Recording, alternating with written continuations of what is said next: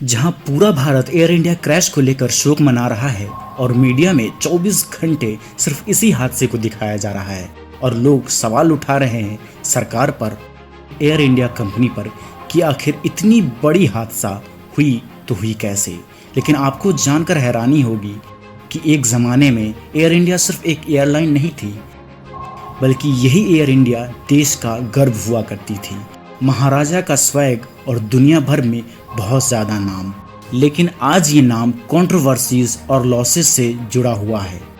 तो चलिए एक सफ़र पे चलते हैं जहां देखेंगे एयर इंडिया की उड़ान की कहानी को, सक्सेस भी और क्रैश भी, सब कुछ।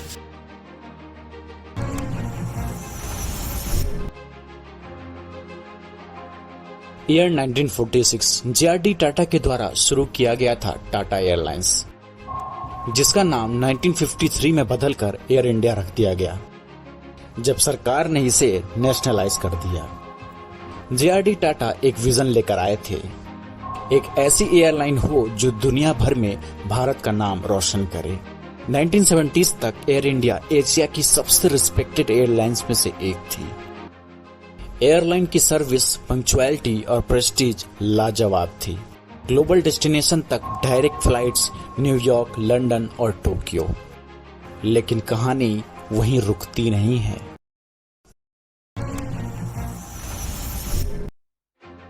नाइनटीन के बाद से एयर इंडिया के उड़ान में टर्बुलेंस आने लगे, ऑपरेशन लॉसेस बढ़ने लगे, सरकारी इन्वॉल्वमेंट ज्यादा होने लगी और प्रोफेशनलिज्म कम होती चली गई।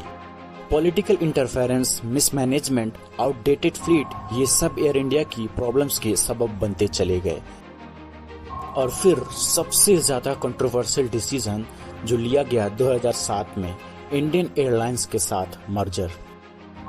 मर्जर एक्सपेक्टेड था सिनर्जी लाने के लिए, लेकिन लेकर आया कंफ्यूजन, कल्चरल क्लैश और बहुत ज्यादा नुकसान।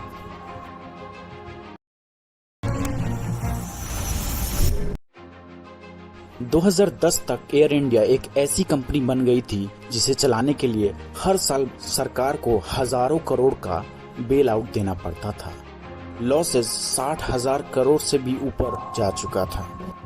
Employ unions, poor customer services और इंडिगो, स्पाइस जेट जैसे बड़े कंपटीटर्स ने एयर इंडिया को कोसों पीछे छोड़ दिया था। कभी टॉप पे रहने वाली एयरलाइन कंपनी अब मीम्स का सब्जेक्ट बन चुकी थी।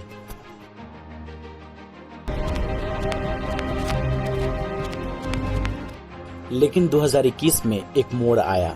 जिस एयर इंडिया को सरकार ने नेशनलाइज कर दिया था, वो अब फिर से टाटा ग्रुप के पास दोबारा आ चुकी थी। 70 साल बाद एयर इंडिया उसी घर में जा चुकी थी जहां से उसका जन्म हुआ था। मिशन सिर्फ एक था, complete transformation.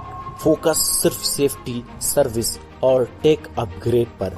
New aircrafts, better catering और इम्प्रूव्ड स्टाफ ट्रेनिंग।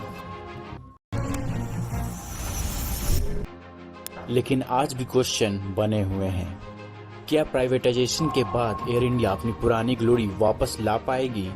लगातार कुछ न कुछ फॉल्ट्स आना और एयरप्लेन क्रैशेस होना ये सबूत है कि अभी भी एयर इंडिया को अपनी पुरानी ग्लोरी वापस लाने के लिए बहुत मेहनत करनी पड़ेगी। कंपटीशन टफ है, एक्सपेक्टेशन बहुत हाई है और लेगेसी बहुत ज्यादा हेवी है। लेकिन एक बात तो तय है, एयर इंडिया सिर्फ एक एयरलाइन नहीं है, बल्कि एक इमोशन है जिसे दोबारा उड़ान भरनी है। वीडियो पसंद आया तो लाइक ज़रूर करना और नए हो तो चैनल को सब्सक्राइब ज़रूर करना और हमारे साथ जुड़ जाना इसी तरह की इंटरेस्टिंग वीडियोस के लिए।